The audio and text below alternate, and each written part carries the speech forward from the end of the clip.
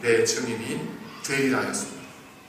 결국 주님께서 그들에게 그러한 권능과 능력을 주신 이유는 하나님의 능력이 얼마나 위대하고 큰지를 알게 하기 위함이 아니라 그들로 하여금 그런 하나님의 능력을 의지해서 이 땅에 복음을 전하고 그리스도를 대신해서 이 땅에 복음의 능력을 선포하는 하나님의 백성, 그리스도의 제자가 되게 하기 위함이었습니다.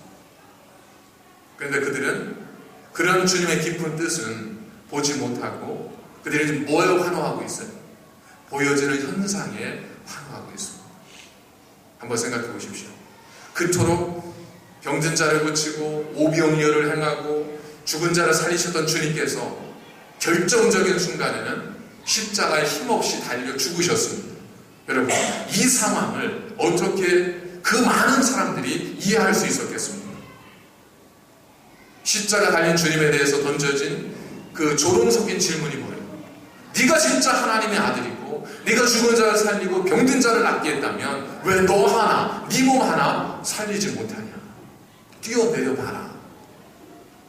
여러분, 우리에게 그런 현상들, 하나님의 신비적 체험들과 경험들은 분명 우리의 신앙을 성장시키는 도구가 될 수 있습니다.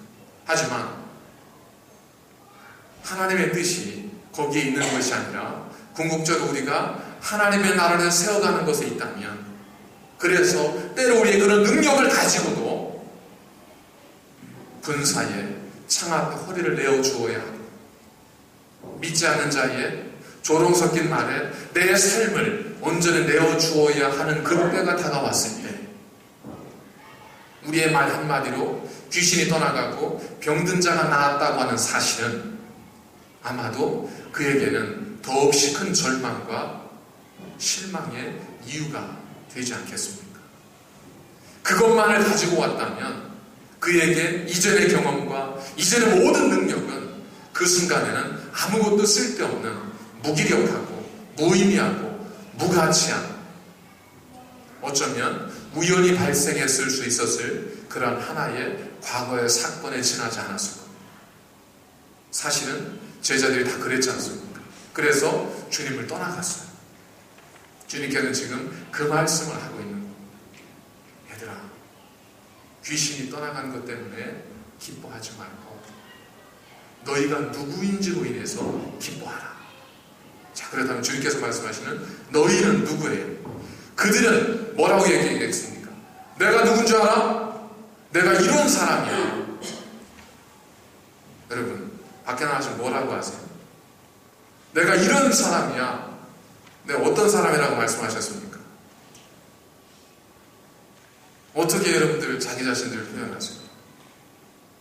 내가 이런 아들을 두고 내가 이런 딸을 둔 사람이야. 내가 이런 경력이 있는 사람이야. 내가 지금 직함이 이런 사람이야.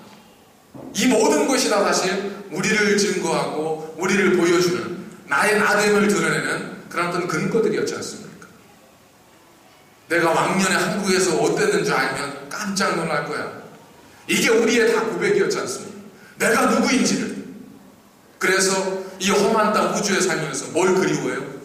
아, 옛날에 내가 참 이러지 않았는데. 우리 자신은 우리를 그걸로 우리 자신됨을 증거하고 있다는 겁니다. 그러나 주님은 그게 아니다. 네가 누군 줄 아냐? 너는 너의 이름이 누구도 지울 수 없는 거룩한 하나님의 나라의 생명책에 기록되어 있는 자다라는 것. 무슨 뜻이에요? 거룩한 하나님의 생명책에 기록되어 있다는 것은 로마서 8장 23절과 24절에 뭐라고 말씀하고 있습니까? 사망이나 기근이나 적신이나 죽음이나 그 어떤 것도 우리를 예수 그리스도의 사랑에 있는 하나님의 사랑에서 끊을 수 없노라고 말씀하고 있습니다.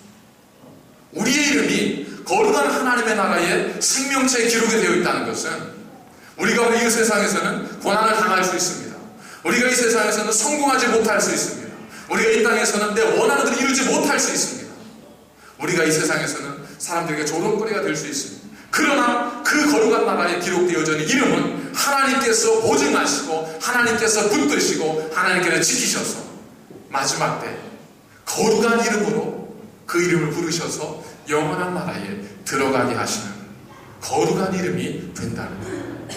하나님은 그 이름을 소중히 여기시고 그 이름을 존귀히 여기시고 그 이름을 보호하여 주신다는 거예요. 별로 기쁨이 없으시죠? 1859년 소련에서 알래스카는 그냥 얼음이 뒤덮인 땅이었습니다. 거기에 살아가는 술록들을 통해서 모피를 걷어들여서 장사를 하는 그런 땅 정도에 불과했습니다. 근데 모피 산업이 굉장히 불황이었어요. 그리고 그것을 위해서 이제 소련 자체가 굉장히 좀 재정적 위기가 닥치니까 소련에서 미국에 제안을 한 거죠. 이 알래스카, 이 땅 니네가 좀 사가라. 1859년에 그런 제안을 받고 1865년에 미국의 그 앤드류 존슨 대통령이 이 알래스카를 720만 불에 매입하기로 사인을 합니다. 그걸 평당 따져보니까 얼마냐면 그 당시 돈이긴 했지만 평당 2센트로 알래스카를 샀어요. 자, 알래스카에 대한 미국과 소련의 계약이 성사된 그날 어떤 일이 있었냐면 소련에서는 그 계약을 성사시킨 당사자들을 불러서 그들에게 파티를 열어주고 보너스를 지급했습니다. 미국에서는 그런 말도 안 되는 계약을 성사한 앤드류 존슨 대통령에 대한 국민들의 비난이 빗발쳤습니다. 그러나 30년이 딱 지났을 때 이 알래스카에서 금광이 발견되게 됩니다. 조금 지나니까 유전이 터지네요. 조금 지나니까 백광석이 터집니다. 조금 지나니까 그 속에 감추어져 있는 무궁무진한 자원들이 하나씩 드러나게 되는 겁니다. 여러분, 우리가 그 사건을 지금은 이렇게 다 볼 수 있잖아요. 한 번에. 한번 생각해 보세요. 우리 앞에 그림이 펼쳐지고 있는 거예요.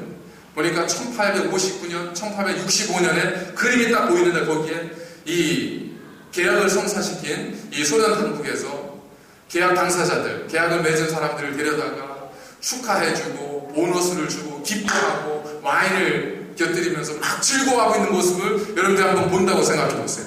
어떠시겠어요?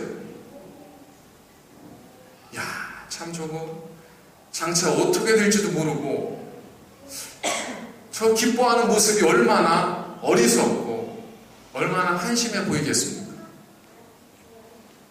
이쪽에는 보니까 그거 성사시켰다고 해서 국민들이 막 비난하고 국민들이 대통령에 대해서 왜 그랬냐고 여론이 빗발쳐요. 그 모습 보면서 당신들 지금은 이러지만 조금만 있어봐라. 이제 달라질 거다. 여러분, 하늘에서 하나님께서 우리를 보시면 다 그렇지 않겠습니까? 마치 지금이 모든 것인 것처럼, 지금의 내가 가진 것이 영원한 기쁨일 것처럼, 지금의 내가 영원히 그런 나이인 것처럼 그렇게 생각하고 기뻐하고 즐거워한 우리들의 모습을 보면서 하나님께서 어떻게 생각하실까요? 야, 조금 있으면 내가 내 생명을 데려가면 네가 세우는 저 창고가 무슨 의미가 있으며 내가 거둬들이는 곡식이 무슨 의미가 있으며 내가 영원히 정말로 평안할 수 있겠느냐. 이게 주님께서 제자들에게 주셨던 비유의 말씀이지 않습니까? 그래서 송명인 시인은 이렇게 시를 지었습니다. 사람의 눈은 보이는 것을 모든 것으로 믿는다.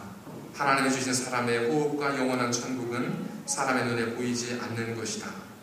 육체의 눈은 보이지 않는 것을 볼 수 없나니 믿음의 눈으로 보이지 않는 것을 바라보라. 때로는 보이지 않는 것이 있습니다. 아니, 어쩌면 보이지 않는 것이 더 많을 수 있습니다. 그러나 우리가 이 1850년대 그림을 다 펼쳐놓고 보면서 진정한 기쁨이 누구의 것인지를 우리는 분명히 알 수 있는 것처럼 우리의 삶을 보시는 영원의 주인이신 하나님께서 우리를 보시면서 진정한 기쁨이 어떤 것인지를 왜 모르시겠습니까? 그걸 아시는 주님이기 때문에 주님께서 제자들에게 말씀하고 있는 겁니다. 얘들아, 그것 가지고 기뻐하지 마라. 너희들 조금 지나면 그런 일이 있었나 싶을 정도로 오히려 그것 때문에 절망하고 그것 때문에 괴로워할 거다. 그것 때문에 기뻐하지 말고 너희 이름이 하늘나라에 기록된 것으로 인하여 기뻐하라. 너희가 하나님의 자녀됐음을 인하여 기뻐하라. 영원한 하나님의 나라가 너희의 것임을 인하여 기뻐하라. 나중에는 그 기쁨을 빼앗을 자가 없을 것이다. 이것이 주님의 말씀입니다. 여러분, 우리가 기뻐해야 될 이유가 여기 있습니다. 물론 지금도 기뻐하셔야 됩니다. 하지만 이 기쁨, 주님이 주신 영원한 날에 기록되어 있는 그 이름으로 난 기쁨이 아닌, 그걸 뺀 다른 기쁨이 우리의 기쁨의 전부가 되고 있다면 우리는 알래스카 때문에 기뻐하는 사람들과 뭐가 다르겠습니까? 그것 외에 주님의 주신 기쁨, 영원한 생명으로 인한 기쁨이 우리에게 있음을 인하여 기뻐하는 것, 그것이 참된 기쁨이고 그것이 진정한 우리의 행복이 되어야 하지 않겠습니까?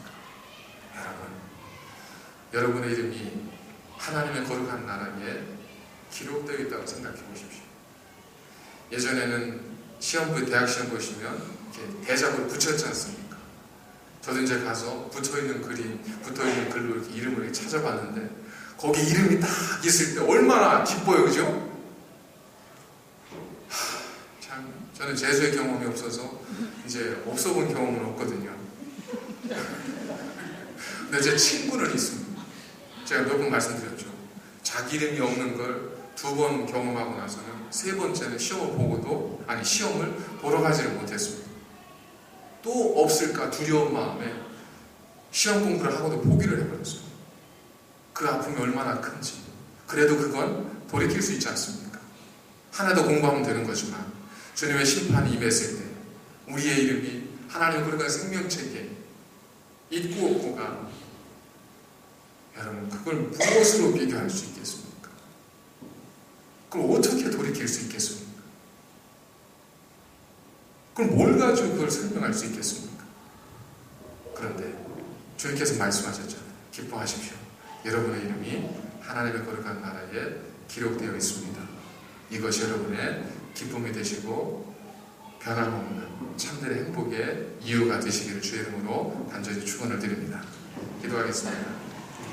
거룩하신 하나님, 부족하지 부족한 저희들을 거룩한 나라에 영원한 생명체에 기록해 주시고 우리를 하나님의 능력의 손을 붙들어 주심을 감사를 드립니다. 하나님, 이제 우리가 지금까지 누렸던 세상에서의 사라지는 기쁨이 아니라 영원한 이 기쁨으로 살아가게 하여 주옵소서. 그 기쁨으로 날마다 행복하게 하시고 즐겁게 하시고 감사하게 하여 주옵소서. 예수님의 이름으로 감사드리며 기도하옵나이다.